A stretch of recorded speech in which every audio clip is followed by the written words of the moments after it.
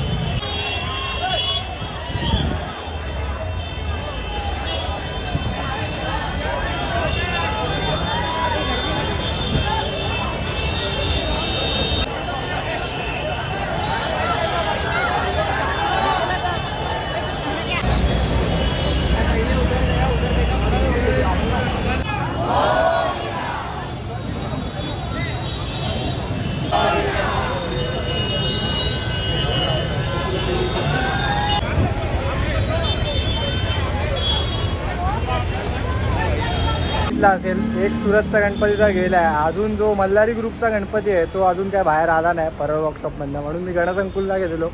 तुम्ही आता व्हिडिओ बघितला असेल, गणसंकुलमधनं आता सुरतचा हा गणपती निघाला। आता मल्हारी ग्रुपचा अजून एक गणपती, एक कोल्हापूरचा गणपती इकडे परळ वर्कशॉपमध्ये निघाला, तो मिस झाला माझ्याकडनं, कारण मी तिकडे होतो। तर तो एक गणपती मिस झाला, पण आता आपला मल्हारी ग्रुपचा गणपती बाकी आहे, तो आता दाखवतो तुम्हाला। मग चला